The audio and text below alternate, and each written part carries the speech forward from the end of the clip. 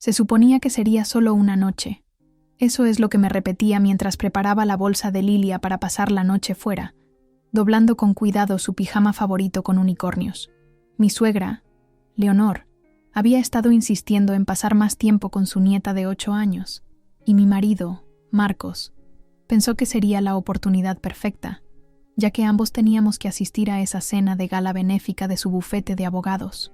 «Estará bien, Raquel», me aseguró Marcos mientras se ajustaba la corbata en el espejo del pasillo.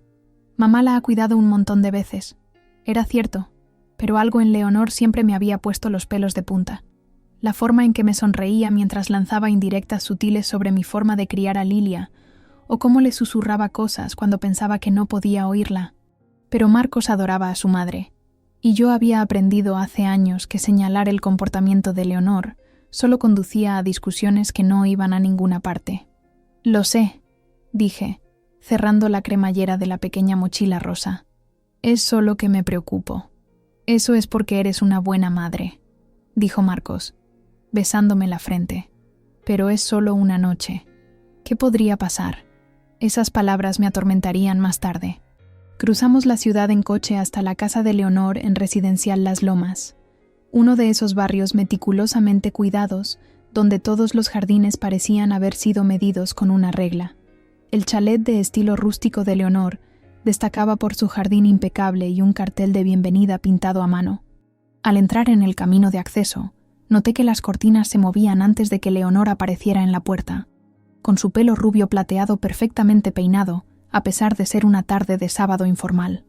«Ahí está mi chica favorita», exclamó Leonor mientras Lilia subía corriendo los escalones. Abrazó a Lilia con fuerza, luego le dio un cálido abrazo a Marcos, antes de volverse hacia mí con una sonrisa considerablemente más fría. «Raquel, ese vestido es curioso. Supongo que es lo que llevan las madres jóvenes hoy en día». Me mordí la lengua y le entregué la mochila de Lilia. Su inhalador está en el bolsillo delantero por si acaso. No ha tenido un ataque en meses, pero creo que sé cómo cuidar de mi propia nieta, interrumpió Leonor. Estaremos perfectamente bien sin tu constante supervisión, querida. Marcos se rió, ajeno a la tensión. Mamá lo tiene todo controlado, Raquel. Deberíamos irnos o llegaremos tarde. Me arrodillé a la altura de Lilia, apartándole un mechón de su pelo castaño detrás de la oreja. Pórtate bien con la abuela, ¿vale? Volveremos a por ti mañana por la mañana. Lilia asintió, apretando su conejo de peluche, el señor Pelusa, contra el pecho. Por un segundo, creí ver vacilación en sus ojos color avellana, pero luego sonrió. «Adiós, mami». Mientras Leonor la hacía entrar, Lilia miró hacia atrás por encima del hombro.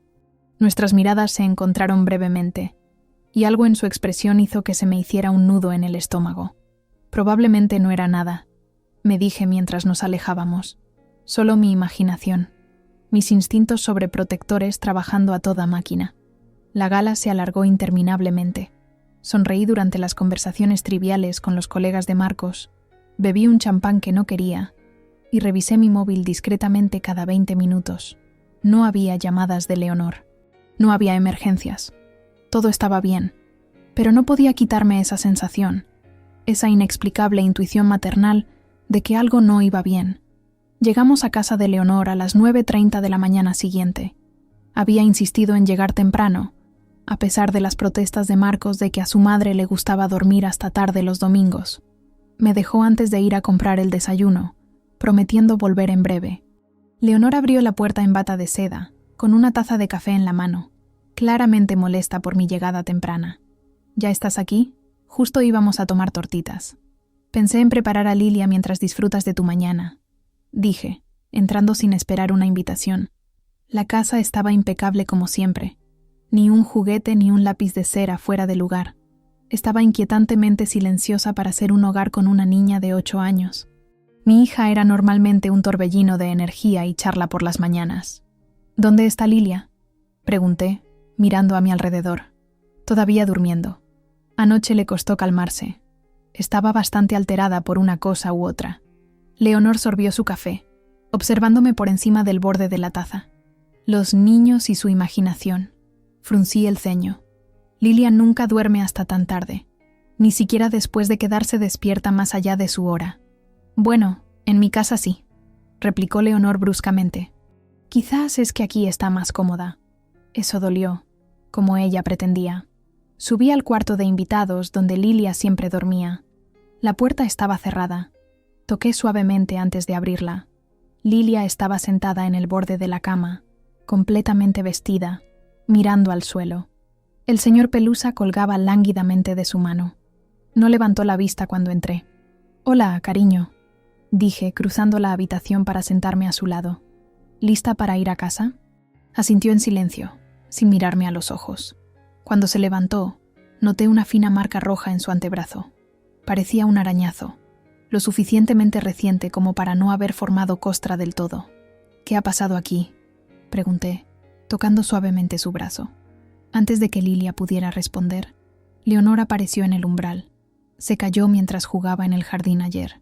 Le dije que tuviera más cuidado en esas losas de piedra.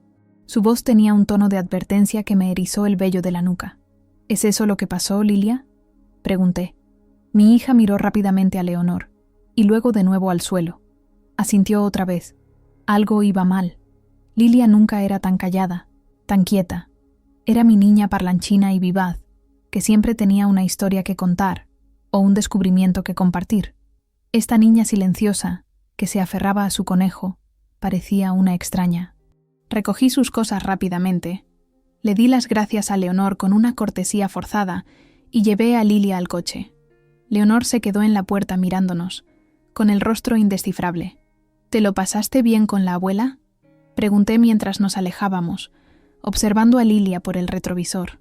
Se encogió de hombros, mirando por la ventana. «¿Te encuentras bien? ¿No estarás incubando algo?». Otro encogimiento de hombros.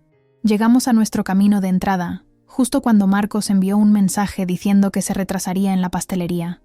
Ayudé a Lilia a salir del coche y a entrar en casa, tratando de ignorar la creciente sensación de inquietud en mi pecho. Dentro, me arrodillé frente a ella, sosteniendo sus pequeñas manos entre las mías. «Lilia, cariño, puedes contarme cualquier cosa. Lo sabes, ¿verdad?», asintió, con los ojos fijos en sus zapatos. «¿Pasó algo en casa de la abuela? Algo que te hiciera sentir asustada o triste». Su labio inferior tembló. Apretó al señor Pelusa con más fuerza, con los nudillos blancos contra el gastado pelaje azul. «Mami», susurró finalmente, su voz tan débil que tuve que inclinarme para oírla. La abuela hizo algo malo. Me dijo que no te lo contara. Mi corazón se detuvo, y luego volvió a latir con un golpe doloroso. En ese momento, todo cambió. El tiempo pareció ralentizarse mientras procesaba las palabras de Lilia. El reloj de la cocina marcaba ruidosamente en el silencio. Afuera, el cortacésped de un vecino zumbaba, el sonido ordinario chocando contra la repentina pesadez de nuestro hogar. «¿Qué quieres decir, cariño?», mantuve la voz firme a pesar del pánico que crecía en mi pecho. «¿Qué hizo la abuela?». Los dedos de Lilia se retorcían nerviosamente alrededor de la oreja del señor Pelusa, un hábito que tenía desde que era pequeña. Sus ojos se desviaron hacia la puerta como si esperara que Leonor se materializara allí. «Si te lo cuento, pasarán cosas malas», susurró. La guié al sofá del salón, sentándome cerca pero sin agobiarla. «No pasará nada malo, te lo prometo. Puedes contarme cualquier cosa y yo te mantendré a salvo». Me miró con unos ojos demasiado viejos para sus 8 años. La abuela dijo que si lo contaba, vendrían los monstruos. La sangre se me heló. «No hay monstruos, Lilia». «La abuela no debería haberte dicho eso. Viven en el cuarto oscuro», continuó, con la voz temblando ligeramente. Me hizo sentarme allí cuando derramé el zumo en su alfombra. Dijo que era una descuidada, igual que tú. Tragué saliva, luchando por mantener mi expresión neutral. «¿Qué cuarto oscuro, cariño?». «El armario debajo de la escalera». Puso una silla contra la puerta. Lilia abrazó al señor Pelusa con más fuerza. Podía oírla en la cocina hablando con alguien. Estaba enfadada. Luego fue al garaje con su caja especial. «¿Caja especial?». La animé suavemente. «La que tiene los botes rojos. La guarda bajo llave, en alto. Dijo que los niños no deben tocarla porque es peligrosa». Mi mente se aceleró. Leonor tenía un armario en su cocina donde guardaba productos de limpieza y sus medicamentos recetados. ¿Era eso a lo que se refería Lilia? ¿Viste lo que había en la caja? Lilia negó con la cabeza. Estaba en la oscuridad, pero oí la puerta del garaje, y luego se interrumpió. Su labio inferior temblaba. «Está bien, mi niña, tómate tu tiempo». Respiró hondo y temblorosamente. Oí llorar, no como lloran las personas, diferente. Un escalofrío me recorrió la espalda. ¿Qué pasó después? La abuela volvió y me dejó salir. Tenía las manos mojadas y olía raro, como cuando papá limpia el baño. Los ojos de Lilia se llenaron de lágrimas. Dijo que si te contaba lo que pasó, los monstruos te llevarían para siempre y nunca más te volvería a ver. La atraje a mis brazos, con el corazón martilleando contra mis costillas. Sollozó contra mi hombro, su pequeño cuerpo temblando. Le acaricié el pelo, susurrando palabras de consuelo mientras mi mente daba vueltas con posibilidades horribles. ¿Qué había hecho Leonor en ese garaje? ¿Qué se había visto obligada a oír mi hija mientras estaba encerrada en la oscuridad? Y ese llanto que Lilia mencionó, ¿qué podría haber sido? La puerta principal se abrió, y Marcos entró con una caja de la pastelería. Su sonrisa se desvaneció al instante al vernos. «¿Qué pasa?», preguntó, dejando la caja en la mesa de centro. «Lilia, ¿estás bien?». Nuestra hija se aferró más a mí, escondiendo la cara en mi cuello. Encontré la mirada preocupada de mi marido por encima de su cabeza. «Tenemos que hablar», dije en voz baja. «Pero no aquí». Marcos asintió, sintiendo la gravedad de la situación. Se sentó junto a Lilia y le tocó suavemente la espalda. «Oye, calabacita, ¿qué tal si ponemos tu peli favorita, la de los dragones?». Nos costó un poco, pero finalmente conseguimos que Lilia se acomodara en el sofá con su manta, el señor Pelusa y cómo entrenar a tu dragón en la televisión. Llevé a Marcos a la cocina, lo suficientemente lejos para que Lilia no pudiera oírnos, pero lo bastante cerca para poder verla. «Raquel, me estás asustando», dijo Marcos con el ceño fruncido. «¿Qué ha pasado?». Le conté todo lo que Lilia me había dicho, viendo cómo su expresión cambiaba de la confusión a la incredulidad y al horror. «Eso es imposible», dijo cuando terminé. «Mi madre no podría». Se pasó una mano por el pelo. «¿Estás segura de que Lilia no se lo está inventando? Los niños de su edad tienen una imaginación muy viva». «Está aterrorizada, Marcos. Esto no es imaginación». Mantuve la voz baja pero firme. «Tu madre encerró a nuestra hija en un armario y la amenazó con monstruos si nos lo contaba. Pero lo otro, el garaje, los llantos, eso no tiene sentido. Algo pasó en esa casa. Y fuera lo que fuese, Leonor se aseguró de que Lilia estuviera demasiado asustada para contárnoslo». Miré a nuestra hija, que miraba la pantalla de la televisión sin verla, con el señor Pelusa apretado contra el pecho. «Necesito saber qué fue». Marcos caminaba de un lado a otro de la cocina. El conflicto era evidente en su rostro. Sabía lo que estaba pensando, que estábamos hablando de su madre, la mujer que lo había criado, que siempre había sido la abuela perfecta en apariencia, la mujer a la que yo nunca le había caído especialmente bien, pero que nunca había hecho nada tan descaradamente malo que él no pudiera excusarlo. «Deberíamos hablar con ella», dijo finalmente, «darle la oportunidad de explicarse». «¿Y decirle qué? ¿Encerraste a nuestra hija en un armario y la amenazaste?». Negué con la cabeza. «Lo negará. ¿Y entonces qué? ¿Fingimos que todo está bien? ¿Qué quieres hacer entonces?». La voz de Marcos se alzó ligeramente antes de que se contuviera y la bajara de nuevo. «¿Llamar a la policía y denunciar a mi madre basándonos en algo que Lilia podría haber malinterpretado? Quiero proteger a nuestra hija», dije con firmeza. «Si fuera cualquier otra persona, una profesora, una niñera, una amiga, ¿dudarías en actuar ante esto?». Marcos no respondió, pero pude ver la lucha interna en su rostro. Siempre había estado atrapado en medio, entre su madre y yo, siempre tratando de suavizar las cosas, poner excusas, mantener la paz. Pero esto era diferente. No se trataba de los comentarios pasivo-agresivos de Leonor o de sus sutiles desprecios. Se trataba de la seguridad de Lilia. «Tengo que comprobar una cosa», dije, sacando mi teléfono. Busqué la dirección de Leonor en Google Maps y cambié a la vista de satélite. La casa apareció enfocada. El cuidado jardín delantero, el sinuoso camino de entrada y el garaje independiente en la parte trasera de la propiedad. Verlo desde arriba lo hacía más real, más siniestro. «¿Qué buscas?», preguntó Marcos, asomándose por encima de mi hombro. «No lo sé exactamente», admití. Pero hay algo raro en ese garaje. Algo que Lilia oyó pero no pudo ver. Hice zoom todo lo que la imagen me permitió. El garaje parecía bastante normal.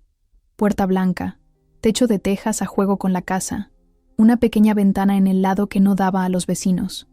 Nada sospechoso visible desde arriba. Pero, ¿qué había dentro?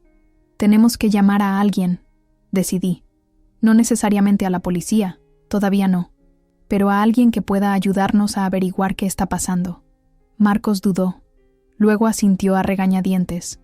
Conozco a un tipo en servicios de protección de menores. Jugábamos al baloncesto juntos en la universidad. Quizás podría aconsejarnos sin hacerlo oficial de inmediato. Llámale, dije. Pero Marcos, si lo que dice Lilia es verdad, y yo creo que lo es, no podemos dejar que Leonor se le acerque de nuevo. No hasta que sepamos qué pasó en ese garaje. Empezó a protestar, pero luego miró a Lilia. Se había quedado dormida en el sofá. El agotamiento de su terrible experiencia finalmente la había vencido. Incluso dormida, su rostro no estaba en paz. Su frente estaba arrugada por la preocupación. Su pequeña mano todavía aferrada al señor Pelusa, como si pudiera protegerla de los monstruos con los que su abuela la había amenazado. «Vale», dijo Marcos en voz baja. «Haré la llamada». Mientras salía al porche trasero con su teléfono, fui a sentarme junto a nuestra hija. Le acaricié suavemente el pelo, pensando en el arañazo de su brazo, el armario oscuro, los misteriosos sonidos del garaje. ¿Qué más había pasado en esa casa que Lilia todavía tenía demasiado miedo de contarnos? Fuera lo que fuese, lo descubriría. Y si Leonor había hecho daño a mi hija, física o emocionalmente, habría consecuencias, familia o no. El amigo de la Universidad de Marcos, Daniel Torres, trabajaba como supervisor en los servicios de protección de menores de Madrid. Aceptó pasar por nuestra casa esa tarde, de manera extraoficial, para hablar con nosotros y posiblemente con Lilia.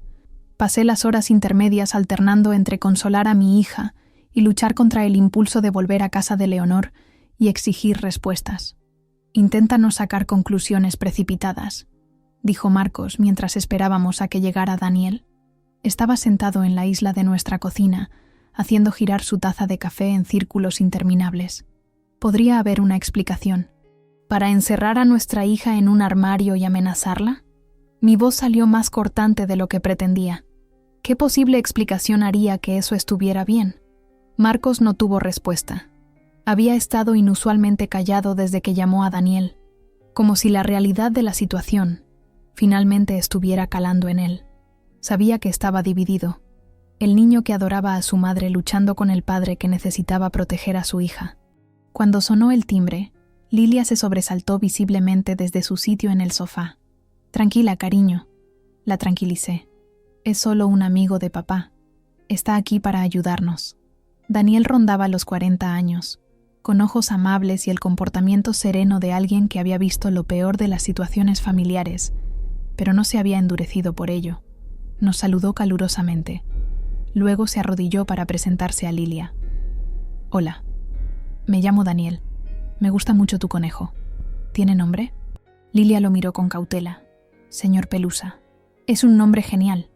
Mi hija tiene un pingüino de peluche llamado Sir Waddles. Su sonrisa era amable, no amenazante. ¿Te parece bien si hablo un rato con tu mamá y tu papá? Luego, a lo mejor, podríamos charlar tú y yo también, si te apetece». Lilia me buscó con la mirada para que le diera seguridad. Cuando asentí, le devolvió a Daniel un pequeño asentimiento. Nos trasladamos al comedor mientras Lilia se quedaba en el salón, a la vista pero fuera del alcance del oído. Le conté todo lo que me había dicho, con Marcos añadiendo ocasionalmente detalles sobre su madre, su naturaleza controladora, su perfeccionismo, su insistencia en hacer las cosas a su manera. Daniel escuchó sin interrumpir, tomando notas ocasionales en un pequeño cuaderno. Cuando terminamos, golpeó pensativamente su bolígrafo contra la página. «Basado en lo que habéis descrito, aquí hay varias preocupaciones», dijo. «El encierro en un espacio oscuro como castigo, las amenazas, los inexplicables sonidos de llanto del garaje y, lo más importante, el miedo que se le ha infundido a Lilia para evitar que os lo cuente. ¿Crees que...?» Marcos no pudo terminar la frase. «Creo que algo pasó que asustó a vuestra hija», dijo Daniel con cuidado. Ya sea exactamente lo que ella percibió, o algo más, su miedo es real. Y la amenaza para que guarde silencio es particularmente preocupante. Es una táctica clásica utilizada por quienes hacen daño a los niños. Se me revolvió el estómago. Entonces, ¿qué hacemos? Normalmente sugeriría una denuncia formal, lo que desencadenaría una investigación, explicó Daniel. Pero dado que se trata de la familia y todavía estamos recomponiendo lo que pasó, podríamos tener algunas opciones. Primero, sin embargo, me gustaría hablar con Lilia si os parece bien. Hay técnicas específicas y no inductivas que usamos para hablar con los niños sobre experiencias potencialmente traumáticas. Estuvimos de acuerdo, y Daniel pasó unos 20 minutos con Lilia. Usó el dibujo como una forma de ayudarla a comunicarse, pidiéndole que dibujara la casa de la abuela y luego preguntando suavemente sobre las diferentes habitaciones y lo que sucedió allí. Observé desde la cocina, lo suficientemente cerca como para intervenir si Lilia se angustiaba, pero dándoles espacio para hablar. Cuando terminaron, Daniel me enseñó los dibujos. Lilia había coloreado el armario de debajo de las escaleras completamente de negro, con una pequeña figura de palo acurrucada dentro.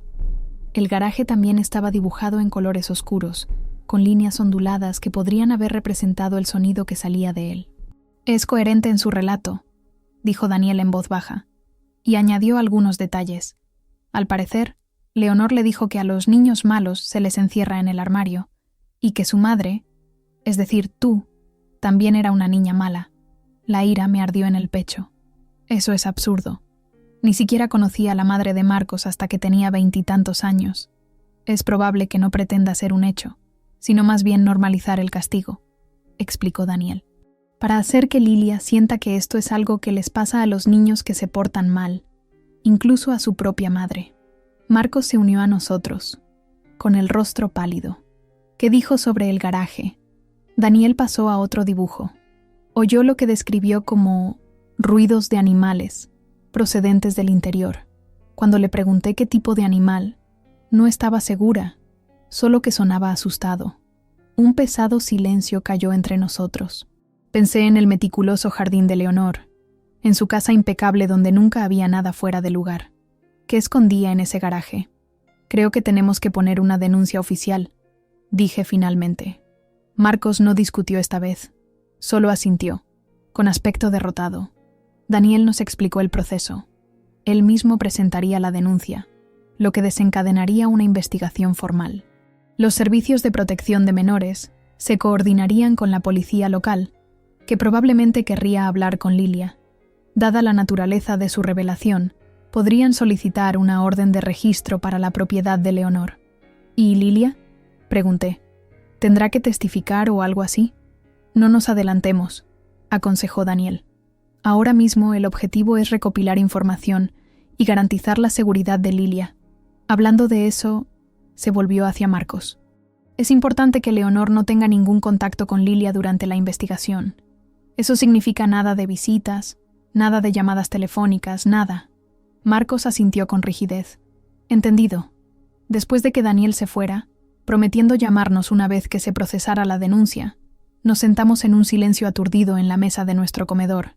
El peso de lo que acabábamos de poner en marcha nos oprimía. Denunciar a un miembro de la familia por posible abuso infantil nunca fue algo que imaginé hacer, especialmente a la madre de Marcos. Debería llamarla, dijo Marcos de repente. Decirle lo que está pasando. Puse mi mano sobre la suya. No puedes. Daniel fue claro al respecto. No podemos avisarla antes de que comience la investigación. Es mi madre, Raquel. Su voz se quebró. ¿Y si nos equivocamos? ¿Y si todo esto es un enorme malentendido? ¿Y si tenemos razón? Repliqué suavemente. ¿Y si algo terrible está pasando en esa casa, y Lilia estuvo expuesta a ello? ¿Te perdonarías si no hiciéramos nada y ocurriera algo peor? Hundió la cara entre las manos. No, por supuesto que no. Más tarde esa noche, después de haber acostado a Lilia con cuentos extra y susurros de que estaba a salvo, sonó mi teléfono. Era Daniel. La denuncia ha sido presentada, me dijo. La policía quiere entrevistar a Lilia mañana por la mañana. Vendrán a vuestra casa para que sea menos intimidante para ella. Y hizo una pausa. Van a enviar agentes a casa de Leonor esta noche con una orden de registro para el garaje. Mi corazón latió con fuerza. Eso ha sido rápido. La combinación de factores, confinamiento, amenazas y posible maltrato animal, ha elevado la prioridad. Además, existe la preocupación de que se destruyan pruebas si se le alerta de la investigación. Después de colgar, le conté a Marcos lo de la orden judicial. Parecía enfermo. «¿Qué crees que encontrarán?», preguntó. Negué con la cabeza. «No lo sé, pero sea lo que sea, tenemos que estar preparados. Por el bien de Lilia». El teléfono de Marcos se iluminó con una llamada. El nombre de Leonor apareció en la pantalla. Lo miramos fijamente, dejándolo sonar hasta que finalmente se silenció. «Lo sabe», susurró Marcos. Minutos después, mi teléfono vibró con un mensaje de texto. Era de un número desconocido, pero supe inmediatamente de quién era. «Siempre has querido poner a mi hijo en mi contra. Ahora has involucrado a la policía. Te arrepentirás de esto, Raquel. Marcos verá lo que realmente estás haciendo». Le mostré el mensaje a Marcos, observando su rostro con atención. Por un momento, temí que la defendiera, que sugiriera que estaba exagerando. En lugar de eso, cogió el teléfono y bloqueó el número. «Se acabó», dijo con firmeza. «No más manipulaciones. No más amenazas. Ni a ti, y especialmente no a Lilia». Nos sentamos juntos en el sofá, esperando noticias, sin saber qué descubriría la policía en el garaje de Leonor, pero seguros de que, fuera lo que fuese, nuestra familia nunca volvería a ser la misma. Esa noche fue imposible dormir. Marcos daba vueltas en la cama a mi lado, revisando ocasionalmente su teléfono aunque había bloqueado el número de su madre. Sobre las 2 de la madrugada, me di por vencida y fui a ver a Lilia. Estaba acurrucada con el señor Pelusa, su rostro tranquilo mientras dormía. Las sombras que atormentaban su conciencia al menos se habían retirado de sus sueños. Hice café y me senté junto a la ventana de la cocina, viendo cómo las farolas proyectaban charcos amarillos en la calle vacía. Mi mente volvía una y otra vez a ese garaje. ¿Qué podía haber dentro que asustara tanto a Lilia? ¿Qué había oído? El mensaje de Leonor seguía repitiéndose en mi cabeza. «Te arrepentirás de esto». No, ha habido un error, o esto es un malentendido, sino una amenaza. La respuesta de alguien atrapado, no de alguien acusado injustamente. A las 7:30 de la mañana, justo cuando la primera luz real del día comenzaba a filtrarse por las persianas, sonó mi teléfono. Era Daniel. «Ejecutaron la orden anoche», dijo sin preámbulos. Su voz era tensa, controlada. «Raquel, encontraron algo». Mi corazón pareció detenerse. «¿Qué?» «Restos de animales, varios, en diversos estados de...». Hizo una pausa eligiendo sus palabras con cuidado. «Descomposición. Algunos frescos, otros no. En su mayoría animales pequeños, mapaches, ardillas, el gato de un vecino que había sido denunciado como desaparecido». La habitación se inclinó ligeramente. Me agarré al borde de la encimera para estabilizarme. «¿Estás diciendo que Leonor estaba matando animales en su garaje?» Parece que sí. También encontraron herramientas quirúrgicas, productos químicos, ataduras. Fue metódico. Los agentes lo describieron como una especie de operación de taxidermia aficionada, pero el comportamiento profesional de Daniel flaqueó por un momento. Esto no era taxidermia, era otra cosa. Pensé en Lilia sentada en ese armario oscuro, oyendo los gritos de esos animales. Se me revolvió el estómago. «¿La detuvieron?», logré preguntar. «Sí, está detenida por cargos de crueldad animal, y probablemente habrá más una vez que procesen todo lo del garaje. Y Raquel», su voz bajó de tono, «encontraron diarios, relatos detallados de lo que hacía, por qué lo hacía. Algunas entradas mencionan a Lilia. El hielo inundó mis venas. ¿Qué decían sobre mi hija? Aún no tengo todos los detalles. El detective a cargo te llamará más tarde esta mañana. Pero por lo que entiendo, Leonor estaba documentando las reacciones de Lilia, escribiendo sobre cómo respondía al castigo, al miedo, casi como un experimento. No pude hablar. La taza de café se me resbaló de los dedos y se hizo añicos en el suelo, el líquido negro extendiéndose como una mancha por el azulejo blanco. Marcos apareció en el umbral, alarmado por el ruido. ¿Qué ha pasado? ¿Estás bien? Le pasé el teléfono sin decir palabra. Mientras Daniel repetía lo que me había dicho, vi cómo el rostro de mi marido se descomponía, despojado de los últimos vestigios de negación. Cuando terminó la llamada, se deslizó por la pared hasta quedar sentado en el suelo, con las rodillas pegadas al pecho como un niño. «No lo entiendo», susurró. «¿Cómo pude no saberlo? ¿Cómo pude permitir que esto pasara?» Me arrodillé a su lado, pisando los fragmentos de cerámica empapados en café. No podía saberlo. Se lo ocultó a todo el mundo. Pero debería haber visto algo, alguna señal. Sus ojos estaban distantes, buscando en sus recuerdos. Cuando era niño, desaparecían mascotas del vecindario. Mamá decía que probablemente se habían escapado o las habían atropellado. Nunca lo cuestioné. Un escalofrío me recorrió. ¿Crees que esto ha estado pasando durante años? No lo sé. Quizás. Se apretó los talones de las manos contra los ojos. Hubo una vez, cuando tenía unos 10 años, encontré una caja de zapatos en el garaje. Dentro había un petirrojo muerto, extendido con alfileres en las alas. Mamá dijo que lo encontró así, que unos chicos del barrio debían haberlo hecho. Se enfadó mucho cuando seguía haciendo preguntas. Me hizo sentarme en mi cuarto durante horas. Los paralelismos con lo que Lilia había experimentado me hicieron sentir mal. ¿Había estado Leonor haciendo esto durante décadas? ¿Había sometido a su propio hijo al mismo tormento psicológico? Antes de que pudiera responder, una vocecita vino del pasillo. «Mami, papi, ¿por qué estáis en el suelo?» Lilia estaba allí con su pijama de unicornios, agarrando al señor Pelusa y con cara de confusión. Rápidamente nos recompusimos.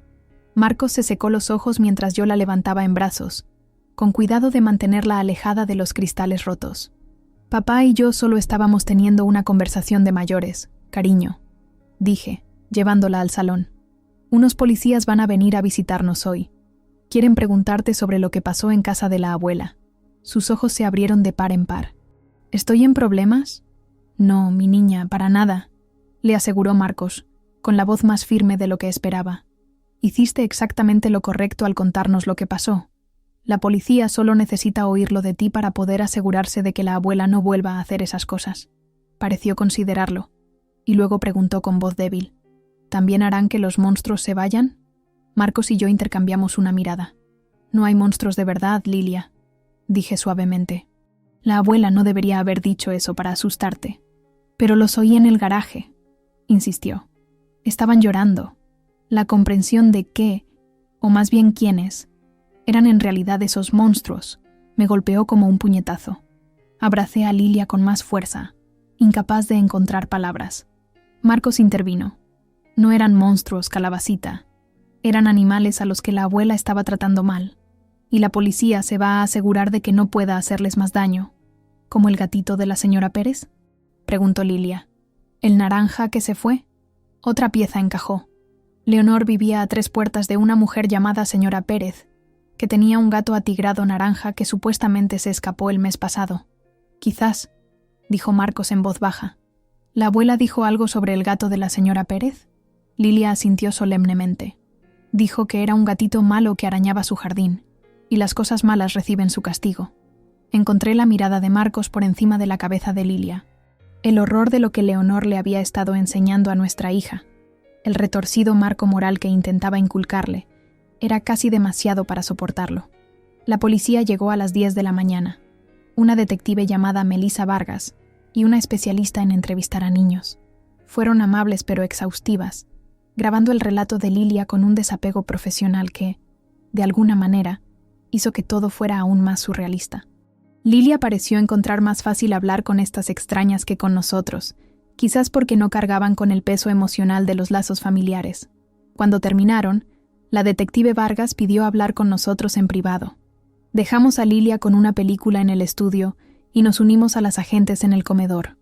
El testimonio de su hija coincide con lo que encontramos, dijo Vargas, con su cuaderno abierto frente a ella. Basándonos en los diarios de Leonor y las pruebas físicas, creemos que ha estado involucrada en este comportamiento durante bastante tiempo. Años, posiblemente décadas. ¿Qué escribió exactamente sobre Lilia?, pregunté, temiendo la respuesta pero necesitando saber. Vargas hojeó sus notas. Estaba documentando lo que ella llamaba respuestas de miedo en la mente en desarrollo. Específicamente, estaba probando cómo las amenazas de monstruos u otros castigos afectarían el comportamiento de Lilia. Si guardaría secretos cuando estuviera asustada, ¿cuánto tiempo permanecería sumisa? Estaba experimentando con nuestra hija, dijo Marcos secamente. No era una pregunta. En cierto sentido, sí. La expresión de Vargas era sombría. Y basándonos en entradas que hacen referencia a otros niños, Lilia no fue la primera. La habitación pareció contraerse a nuestro alrededor. ¿Otros niños? Repetí. Niños del vecindario que cuidó a lo largo de los años. Amigos de Marcos cuando era joven. Los diarios se remontan a casi 15 años. Marcos emitió un sonido ahogado. Todo ese tiempo, todos esos niños... Necesitaremos declaraciones de ambos, continuó Vargas, su voz suavizándose ligeramente. Y puede que Lilia necesite hablar con el psicólogo de nuestro departamento, pero quiero que sepáis que hicisteis lo correcto al denunciar esto. Muchas familias no lo habrían hecho. Después de que se fueran, prometiendo mantenernos informados sobre el caso, Marcos y yo nos sentamos en un silencio aturdido. La magnitud de lo que había estado sucediendo bajo nuestras narices, lo que había estado sucediendo en la casa de la infancia de Marcos durante años, era casi imposible de procesar. Debería haberla protegido, dijo Marcos finalmente, con voz hueca. Debería haber visto quién era realmente mi madre. Busqué su mano sobre la mesa. Ambos confiamos en ella porque pensábamos que la conocíamos, pero no era así. Nadie lo hacía. Afuera comenzó a llover, golpeando las ventanas con un ritmo extrañamente reconfortante. En la otra habitación, podíamos oír a Lilia reírse de algo en su película, un sonido tan precioso y normal que me hizo llorar. Lo que viniera después, procedimientos judiciales, terapia, el largo proceso de curación, lo enfrentaríamos juntos. Y nos aseguraríamos de que Leonor nunca más tuviera la oportunidad de hacer daño a otro niño. Las semanas posteriores al arresto de Leonor se desarrollaron como escenas de la vida de otra persona. Nuestra tranquila existencia suburbana se transformó en un torbellino de reuniones legales, citas de terapia y conversaciones incómodas con amigos y familiares que no podían creer que la dulce Leonor fuera capaz de tales cosas. El padre de Marcos, Arturo, que se había divorciado de Leonor cuando Marcos estaba en la universidad, voló desde las Canarias. Se sentó en la mesa de nuestra cocina, con el rostro gris y temblando, mientras Marcos detallaba lo que se había descubierto. Siempre supe que algo no iba bien con ella, dijo Arturo, pasándose una mano temblorosa por su escaso cabello. Pero esto... Dios, nunca imaginé esto. ¿Vio alguna vez señales? Pregunté con cuidado. ¿Cuando Marcos era joven? Los ojos de Arturo se nublaron con una mezcla de vergüenza y arrepentimiento. Siempre fue estricta, siempre preocupada por las apariencias. Las mascotas de los vecinos desaparecían, y ella hacía comentarios sobre plagas de las que se habían encargado. Una vez encontré sangre en sus guantes de jardinería. Dijo que se había cortado con las rosas. Negó con la cabeza. Me dije a mí mismo que eso era normal, que todos los matrimonios tienen secretos que no cuestionas. Marcos miró a su padre, una nueva comprensión amaneciendo. ¿Por eso te fuiste? En parte, admitió Arturo. Empecé a encontrar cosas, pequeños huesos enterrados en el jardín, productos químicos que no tenían cabida en un hogar familiar. Cuando la confronté, se enfureció como nunca la había visto. Amenazó con decirle a todo el mundo que yo era un maltratador, si alguna vez volvía a mencionarlo. Bajó la mirada a su café. Debería haber luchado más por la custodia. Debería haberte protegido. Las mismas palabras que Marcos había dicho sobre Lilia. La misma culpa, resonando a través de generaciones. La audiencia preliminar de Leonor se fijó para principios de junio. La fiscalía tenía montañas de pruebas físicas, además de los diarios que detallaban años de crueldad animal y manipulación psicológica de niños. Su abogado de oficio presionó para una evaluación psiquiátrica, sugiriendo una capacidad disminuida, pero la naturaleza metódica de sus acciones jugaba en contra de esa defensa. Lo más inquietante fueron los diarios adicionales que la policía encontró escondidos en un doble fondo del armario de su dormitorio. Estos contenían entradas sobre la infancia de Marcos, observaciones detalladas de cómo respondía a la disciplina, a encontrar animales muertos, a ser aislado de otros niños cuando hacía demasiadas preguntas. Cuando la detective Vargas nos mostró copias censuradas de estas entradas, Marcos salió de la habitación y vomitó en el baño. Lo encontré sentado en el suelo de baldosas, pálido y sudoroso. Toda mi infancia, susurró. Todo lo que recuerdo. Todo era parte de sus experimentos. No era solo estricta o anticuada. Me estaba estudiando. A su propio hijo. Me senté a su lado en el frío suelo, sin saber qué decir. ¿Cómo consuelas a alguien que acaba de descubrir que toda su infancia fue un laboratorio para una mente perturbada? Lilia comenzó a ver a la doctora Abigail Santos, una psicóloga infantil especializada en trauma. Al principio, sus sesiones consistían principalmente en terapia de juego. Lilia representaba escenarios con muñecos mientras la doctora Santos la guiaba suavemente para procesar lo que había sucedido. Los niños son notablemente resilientes, nos dijo la doctora Santos después de su tercera sesión. Lilia está superando su experiencia de manera saludable. El hecho de que le creyerais de inmediato y tomarais medidas para protegerla ha marcado una diferencia enorme. Pero, ¿estará bien?, pregunté, la pregunta que consumía cada uno de mis momentos de vigilia. A largo plazo me refiero. Con apoyo continuo y un entorno familiar estable, sí, creo que lo estará, nos aseguró la doctora Santos. Ya está mostrando signos de procesar el trauma, hace preguntas, expresa sus sentimientos. Es una muy buena señal. Marcos también comenzó la terapia, con un colega de la doctora Santos, que se especializaba en supervivientes adultos de abuso infantil. Fue más difícil para él. Años de trauma normalizado.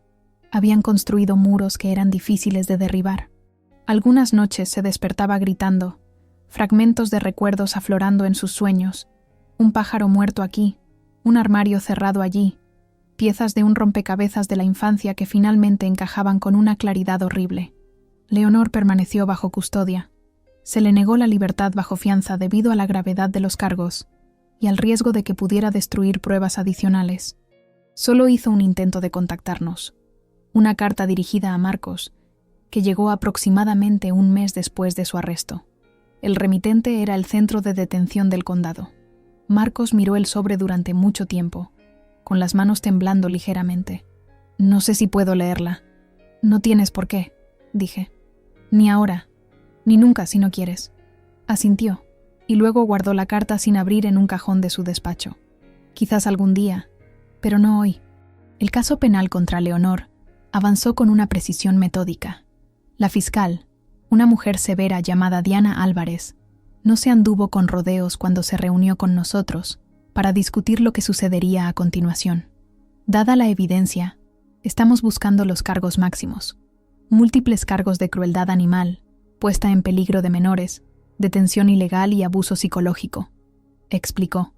Los diarios son particularmente condenatorios. Muestran premeditación, conciencia de la maldad y una completa falta de remordimiento. ¿Tendrá que testificar Lilia?, pregunté. La idea de mi hija sentada en un tribunal, enfrentándose a la mujer que la había traumatizado, me oprimió el pecho con ansiedad. Esperamos evitarlo, dijo Álvarez. Su declaración grabada, combinada con las pruebas físicas y los propios escritos de Leonor, debería ser suficiente. Pero si llega a ser necesario, tenemos procedimientos para hacerlo menos traumático. Testimonio por circuito cerrado, sin confrontación directa. Marcos, que había permanecido en silencio durante la mayor parte de la reunión, finalmente habló. ¿A qué tipo de sentencia nos enfrentamos? ¿Suponiendo una condena por todos los cargos? De 15 a 20 años, como mínimo. La voz de Álvarez era práctica. Su madre probablemente pasará el resto de su vida en prisión, señor Callahan. Marcos asintió lentamente. No pude leer su expresión. Alivio, dolor o una mezcla compleja de ambos.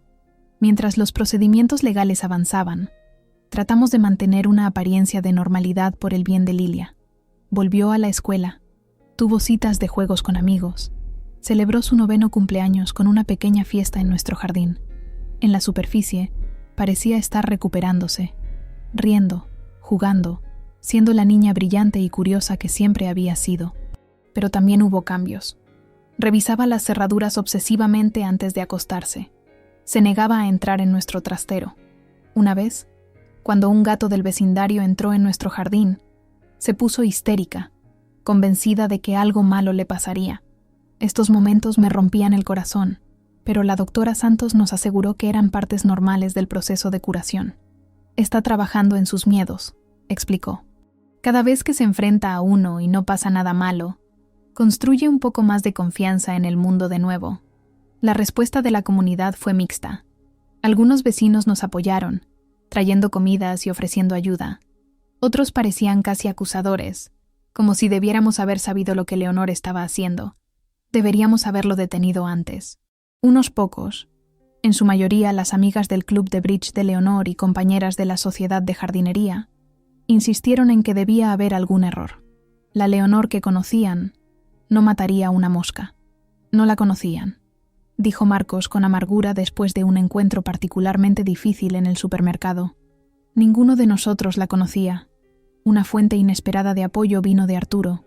Después de su visita inicial, decidió quedarse en Madrid indefinidamente, alquilando un apartamento cercano. Él y Marcos comenzaron a reconstruir su relación, uniéndose por el trauma compartido, pero también descubriendo intereses comunes que nunca habían tenido la oportunidad de explorar. Arturo fue amable con Lilia, paciente con sus preguntas y miedos, mostrándole cómo podía ser una relación sana con un abuelo. 6 meses después del arresto de Leonor, en una fresca tarde de otoño, encontré a Marcos sentado en los escalones de nuestro porche trasero, mirando las estrellas. Me uní a él, envolviéndome en una chaqueta de punto contra el frío. ¿Un céntimo por tus pensamientos?, pregunté. Estuvo en silencio por un largo momento. Estaba pensando en la familia, en los ciclos. Se giró para mirarme, sus ojos reflejando la luz del porche. Mi madre hizo cosas indescriptibles. Hizo daño a animales, a niños. Me hizo daño a mí. Y nunca lo vi porque para mí era normal. Esa era mi base de lo que significaba la familia. Tomé su mano, esperando que continuara. A veces estoy aterrorizado, admitió. Aterrado de que haya algo de ella en mí. Alguna pieza rota que le pasaré a Lilia sin siquiera saberlo. Marcos, pero luego te veo con ella, continuó. Veo lo segura que se siente contigo, cuánto confía en ti, y me doy cuenta de que esa es mi nueva base. Eso es lo que debería ser la familia. Me apoyé en su hombro, con las lágrimas asomando a mis ojos. No te pareces en nada a ella. Nunca lo has hecho. Lo sé ahora, dijo en voz baja, pero me ha hecho falta todo esto para verlo claramente, para entender que lo que ella hizo, lo que ella era, eso no era amor, no era familia. Desde dentro de la casa llegó el sonido de la risa de Lilia mientras jugaba a un juego de mesa con Arturo. La simple alegría en ese sonido era un bálsamo, un recordatorio de que la curación era posible incluso después de las experiencias más oscuras. El camino por delante sería largo. El juicio de Leonor estaba programado para la primavera.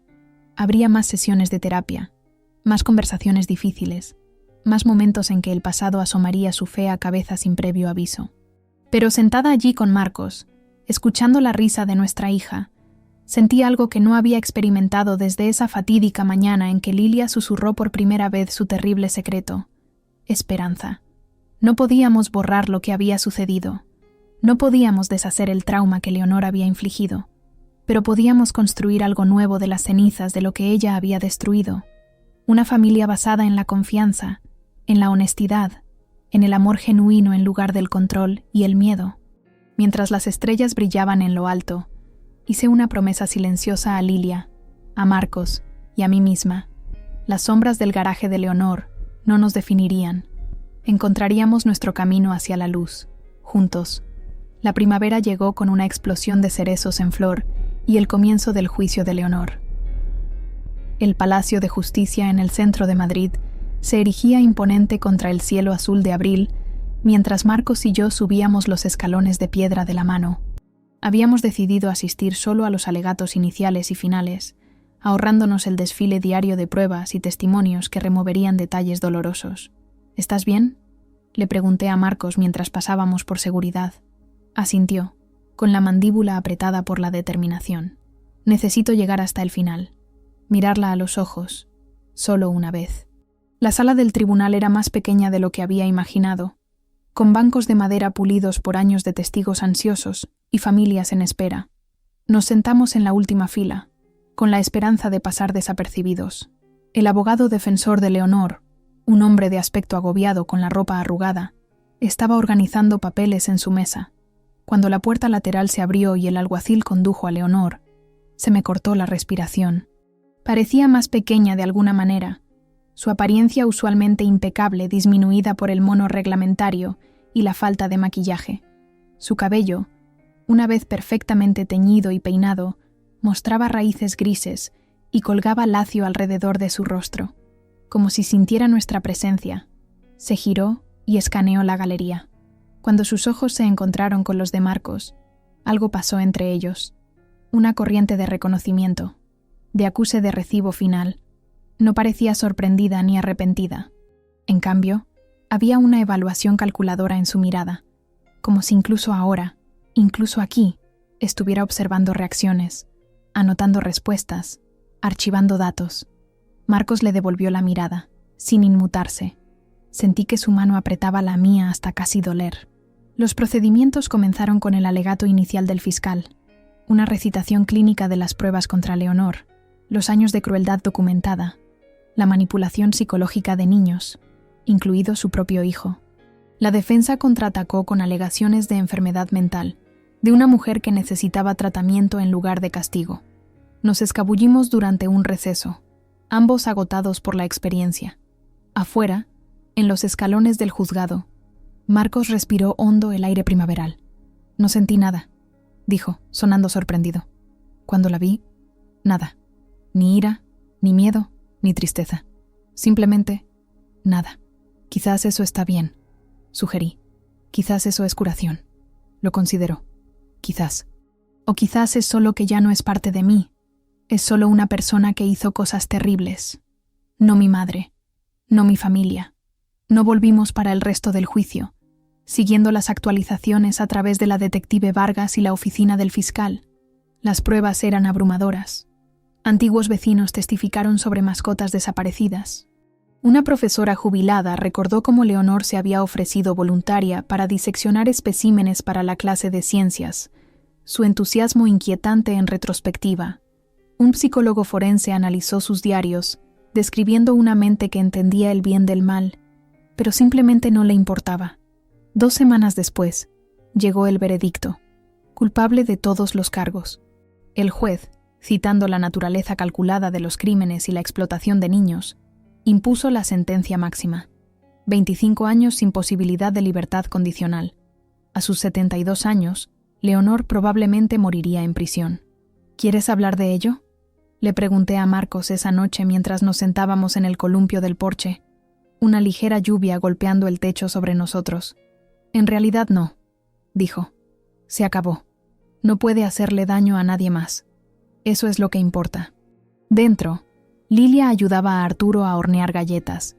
Sus risas llegaban ocasionalmente a través de las ventanas abiertas. Había crecido tanto en el último año, no solo físicamente, sino emocionalmente. La doctora Santos había tenido razón sobre su resiliencia. Las pesadillas habían disminuido en su mayoría. Todavía tenía miedos ocasionales, espacios oscuros, ruidos inesperados, pero ahora tenía herramientas para manejarlos.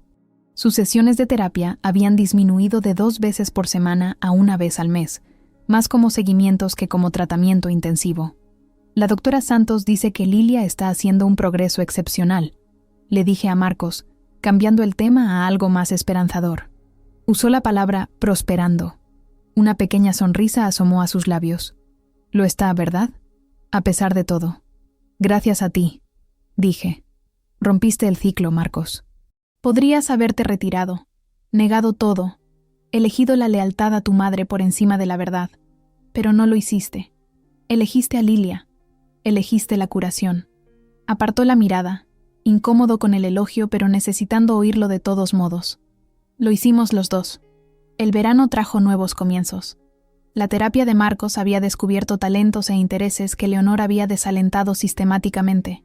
Un amor por la música, una aptitud para la enseñanza. Se tomó un año sabático de su bufete y comenzó a ser voluntario en la escuela de Lilia, ayudando con su programa de música. La alegría que le trajo fue transformadora. Lo observé una tarde, enseñando a un grupo de niños de tercero a tocar melodías sencillas en flautas dulces. Su paciencia, su suave aliento cuando cometían errores. Era todo lo que Leonor no era. No solo la había sobrevivido, se había convertido en su opuesto. Arturo encontró una pequeña casa para alquilar en nuestro vecindario y se convirtió en una presencia habitual en nuestras vidas. Le enseñó a Lilia a pescar, a identificar constelaciones, a jugar al ajedrez. La relación abuelo-nieta floreció, sanando algunas de las heridas de la infancia interrumpida de Marcos. Una tarde a finales de agosto, decidimos redecorar por completo la habitación de Lilia como sorpresa mientras estaba en una fiesta de pijamas. Fuera el tema de los unicornios, que ya se le había quedado pequeño, dentro el motivo espacial con el que se había obsesionado recientemente. Marcos pintó un mural del sistema solar en una pared, mientras yo colocaba estrellas que brillaban en la oscuridad en el techo en constelaciones precisas. Cuando Lilia volvió a casa y vio su habitación transformada, su chillido de alegría valió cada hora salpicada de pintura. Esa noche, acostada en su nueva colcha viendo las estrellas brillar sobre ella, hizo una pregunta que me pilló desprevenida. ¿Va a volver alguna vez la abuela Leonor? Marcos y yo intercambiamos una mirada. Habíamos sido honestos con Lilia sobre lo que pasó, pero le habíamos ahorrado los peores detalles. No, cariño, dijo Marcos suavemente. Hizo algunas cosas muy malas, y va a quedarse donde está por mucho, mucho tiempo. Lilia se quedó en silencio por un momento, considerándolo. ¿Está bien que a veces todavía me sienta asustada por lo que pasó? Le aparté el pelo de la frente. Por supuesto que sí. Los sentimientos no son buenos ni malos, simplemente son. Siempre puedes decirnos cuando tienes miedo. Y también está bien que a veces no piense en ello en absoluto. Su voz era débil, incierta. Eso está más que bien, le aseguré. Eso es maravilloso. Significa que estás sanando. Asintió, satisfecha con esta respuesta. ¿Podemos tomar tortitas para desayunar mañana? El rápido giro hacia la normalidad nos hizo sonreír a Marcos y a mí. Absolutamente, prometí. Más tarde, después de que Lilia se durmiera rodeada de sus estrellas brillantes, Marcos y yo nos sentamos en la mesa de la cocina compartiendo una botella de vino. La casa estaba silenciosa, en paz. En la puerta de la nevera, el último dibujo de Lilia mostraba a nuestra familia. Marcos, yo, Lilia, Arturo y su nuevo gatito Ziggy, de pie juntos bajo un sol sonriente. Encontré la carta de Leonor, dijo Marcos de repente. La que envió desde la cárcel. La leí hoy. Dejé mi copa. ¿Qué decía? Nada de valor. Ninguna disculpa. Ninguna explicación. Solo más manipulación. Intentando hacerme dudar de lo que encontramos. De lo que sabemos. Se encogió de hombros. No funcionó. ¿Y cómo te sientes? Consideró la pregunta cuidadosamente. Triste, creo. No por ella, sino por lo que podría haber sido. Por la madre que nunca tuve. Buscó mi mano sobre la mesa, pero sobre todo agradecido. Por ti. Por Lilia. Por la oportunidad de construir algo diferente. El otoño trajo nuevas rutinas. Lilia comenzó cuarto de primaria con entusiasmo, uniéndose al club de ciencias y haciendo nuevos amigos.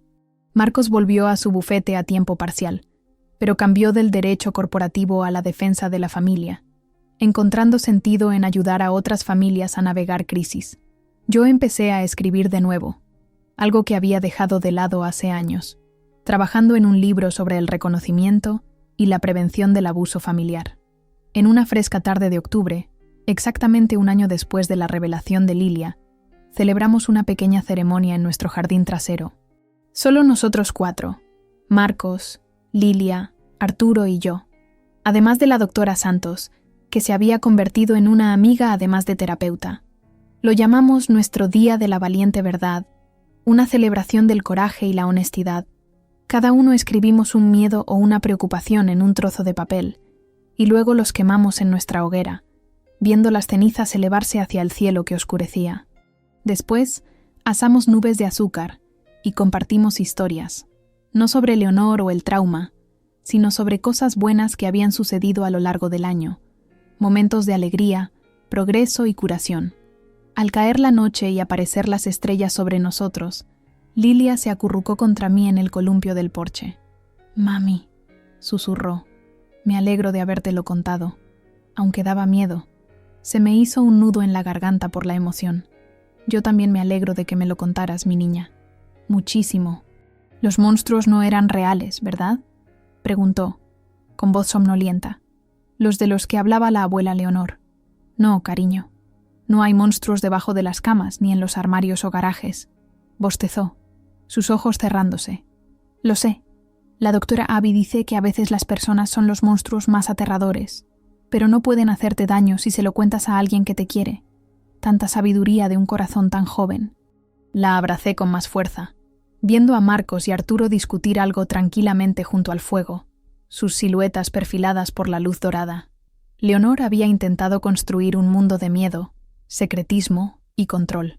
Había usado la oscuridad como un arma, el silencio como una cadena.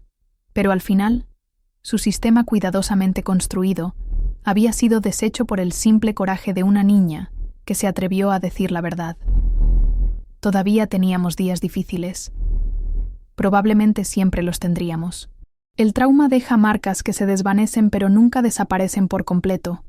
Pero habíamos encontrado un camino hacia adelante, no olvidando ni negando, sino reconociendo, apoyándonos mutuamente, eligiendo construir algo nuevo y mejor a partir de las piezas rotas. Mientras estaba sentada allí con mi hija quedándose dormida en mis brazos, viendo a mi marido y a su padre reír suavemente juntos, sentí una sensación de paz que una vez pareció imposible. Habíamos enfrentado la oscuridad en el garaje de Leonor y emergido a la luz, diferentes, sí, pero más fuertes, más compasivos, más vivos. Algunas personas nunca encuentran la salida de tales sombras, pero nosotros sí. Y en ese viaje habíamos descubierto un nuevo tipo de seguridad, uno construido no sobre el miedo y el secretismo, sino sobre la verdad, la confianza y el poder curativo del amor.